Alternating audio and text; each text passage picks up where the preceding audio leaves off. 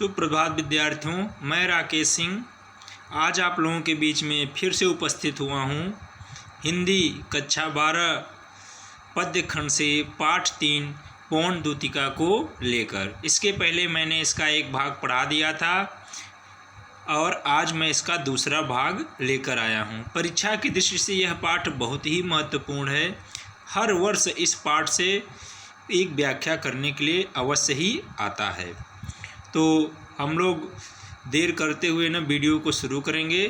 इसके पहले कि मैं वीडियो को शुरू करूं, आप लोगों से अनुरोध है कि मेरे चैनल को सब्सक्राइब ज़रूर करिए, वीडियो को लाइक करिए, शेयर करिए और घंटी के बेल आइकन को दबा लीजिए, जिससे कि आपको मेरे हर आने वाले वीडियो की सूचना मिल जाए। तो देखिए, शुरू करते हैं कि थोड़ा आगे सरस का धाम सत्व पुष्प वाला, अच्छे अच्छे बहुद्रुम लतावान सौंदर्यशाली, वृंदा विपिन मन को मुग्धकारी मिलेगा। आना जाना इस विपिन से मुँह माना न होना, जाते जाते अगर पथ में क्लांत कोई दिखावे, तो जाके सन्निकट उसकी क्लांतियों को मिटाना। धीरे धीरे परस करके गात उत्ताप खोना, सदगंधों से श्रमित जन को हर्षित सा बनाना। तो देखिए, संदर्भ इसमें पूर्वत रहेगा क्योंकि संदर्भ सभी में एक ही रहता है। तो और अभी हम लोग प्रसंग देखेंगे। इसमें क्या है कि राधा पवन को अपनी दूत बनाती हैं, दूतिका उसको अपना बनाती हैं और अपने संदेशों को मथुरा में भेजने के लिए, भगवान श्री कृष्ण के पास भेजने के लिए अब पवन को अपना दूत बनाती हैं। क्योंकि पहले कोई मोबाइल, चिट्ठी या और संदेश देने का माध्यम नहीं था, तो इसलिए पवन को ही अपना दूत बनाकर वह भेजती हैं और पवन से कहती हैं कि हे पवन दूतिका, थोड़ा आगे सरस का धाम सत्व पुष्प वाला। तो कह रही हैं कि जैसे ही तुम यहाँ मेरे पास से आगे निकलोगी, थोड़ा सा आगे बढ़ोगी, तो वहाँ पर तुमको क्या मिलेगा? एक धाम मिलेगा, एक मंदिर मिलेगा। धाम का मतलब होता है घर या मंदिर या स्थान। एक तुमको धाम मिलेगा, वहाँ पर सत्व पुष्प वाला, सैकड़ों पुष्पों वाला, फूलों वाला तुमको क्या मिलेंगे? अनेक प्रकार के फूल मिलेंगे, पुष्प मिलेंगी और पेड़ मिलेंगे, अच्छे अच्छे बहुद्रुम लतावान सौंदर्यशाली। तो अच्छे अच्छे बड़े बड़े बहुत सारे, बहु माने बहुत, द्रुम माने पेड़, बहुत सारे तुमको पेड़ मिलेंगे, लताएं मिलेंगी जो अत्यधिक सौंदर्यशाली, सुंदर होंगी। तो जैसे ही तुम यहाँ से थोड़ा आगे निकलोगी, वैसे ही तुमको एक सुंदर धाम मिलेगा, एक घर मिलेगा, स्थान मिलेगा। वहाँ पर उस स्थान पे सैकड़ों पुष्प वाले फूल मिलेंगे, वृक्ष मिलेंगे, अनेक प्रकार की लताएं मिलेंगी। और वृंदावन में, विपिन माने जंगल होता है, मन को मुग्धकारी मिलेगा। तो वहाँ पर तुमको क्या है, जहाँ जो पुष्प है, जो घर है, वहाँ घर, वह आगे तुमको घर मिलेगा वृंदावन में। और वहाँ पर ये तमाम प्रकार की मुग्धकारी चीज़ें मिलेंगी, अच्छे अच्छे पेड़, लताएं, फूल सब मिलेंगी। आना जाना इस विपिन से मुँह माना न होना। तो तुम इस रास्ते से, इस जंगलों में आना जाना, वृंदावन जाने के लिए, मथुरा जाने के लिए तुम आना जाना, और ये सारी चीज़ें तुमको रास्ते में मिलेंगे। तो इन सब चीज़ों में, लताओं में, पेड़ों में, फूलों में, इसमें तुम खो न जाना, इसके मोह में मुँह मत जाना कि वहीं पर रह जाना। और जाते जाते अगर पथ में क्लांत कोई दिखावे, और पथ माने रास्ता, क्लांत माने दुखी। तो अगर तुम जा रही हो और रास्ते में तुमको कोई भी दुखी व्यक्ति मिल जाए, कोई भी थका हुआ व्यक्ति मिल जाए, क्लांत माने थका, अब दुखी है, थका है तो भी वह दुखी है। तो अगर कोई भी थका व्यक्ति मिल जाए, तो जाके सन्निकट, तो उसके निकट, उसके पास जाकर उसकी क्लांतियों को मिटाना। उसके पास जाके उसकी थकावट को तुमको क्या करना है? मिटाना है। उसके शरीर में जो थकावट है उसको मिटा देना है। कैसे? धीरे धीरे परस करके गात उत्ताप खोना। परस माने स्पर्श करना, तो धीरे धीरे उसके शरीर को स्पर्श करना, गात उसके शरीर को स्पर्श करना, उत्ताप गर्मी, और उसके शरीर से गर्मी को दूर भगाना, उसके कष्ट को दूर करना। सद्गंधों से श्रमित, और अच्छे सुगंधों से श्रमित। श्रमित मतलब कि जो थका हुआ व्यक्ति है उसको सद्गंधों से, अनेक पुष्पों से जन को हर्षित सा बनाना, और उसको अनेक सुगंधों से उसको हर्षित बनाना। जन माने लोगों को तुमको हर्षित बनाना है। देखिए संदर्भ पूर्वतः है, इसका थोड़ा सा किताबी भाषा देख लेते हैं कि संदर्भ पूर्वक प्रसंग प्रस्तुत पद्यांश में राधा मथुरा जाने वाली पवन दूतिका को मार्ग में मिलने वाले मनोरम स्थलों व दृश्यों से अवगत कराती हुई उसे उनसे मोहित न होने किंतु दुखियों के कष्ट दूर करने की सीख देती है।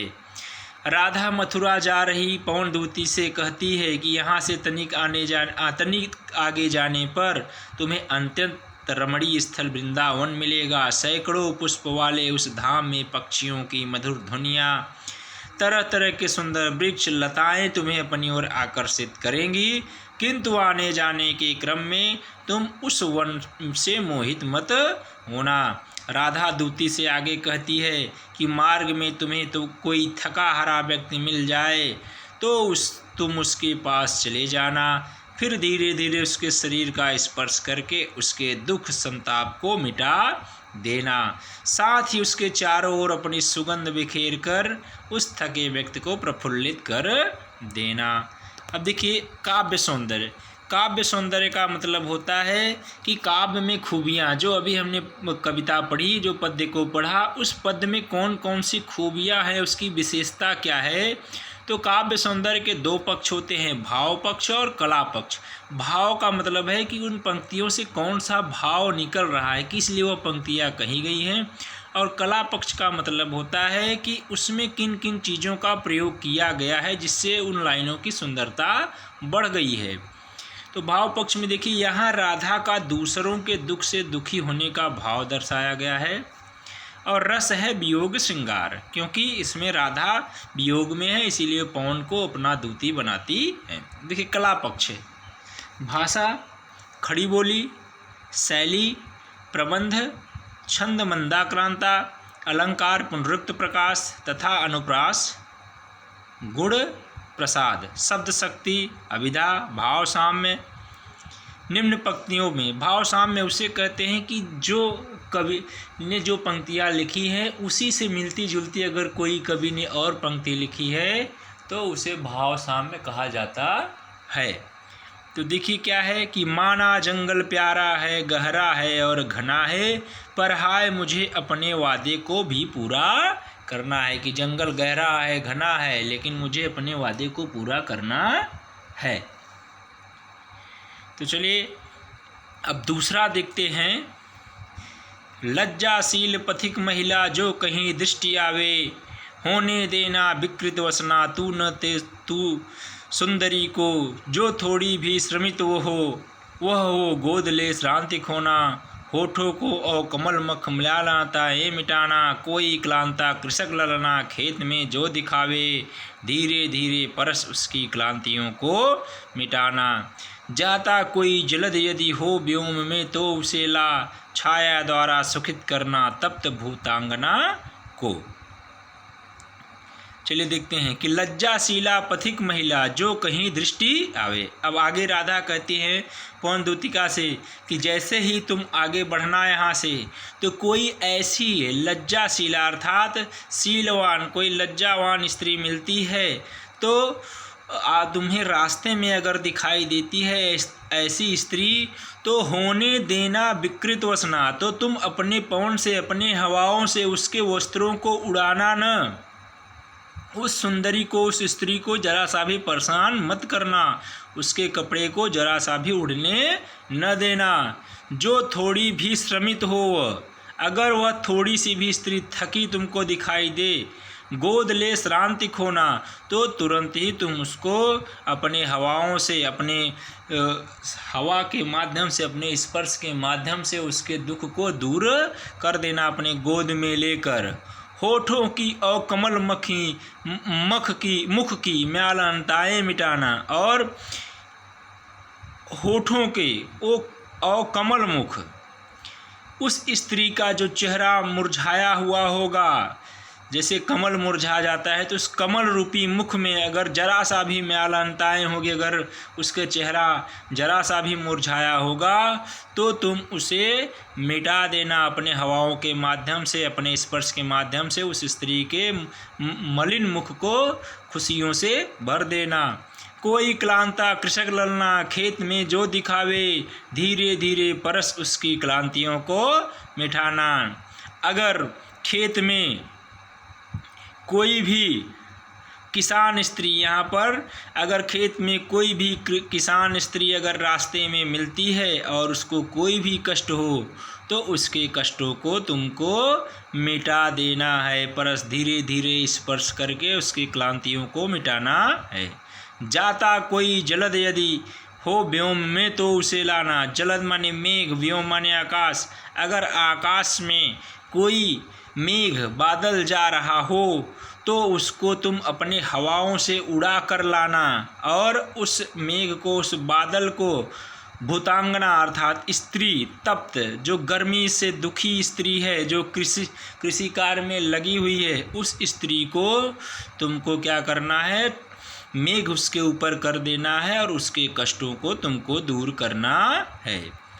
देखिए संदर्भ पूर्वत रहेगा प्रसंग। राधा पौंड को दूतिका बनाकर कृष्ण के पास भेजते हुए कहती है कि उसे मार्ग में मिले पथिक का उपकार करते हुए जाने की प्रेरणा देती है। अपने दुख में भी उन्हें अन्य लोगों के दुख की चिंता है।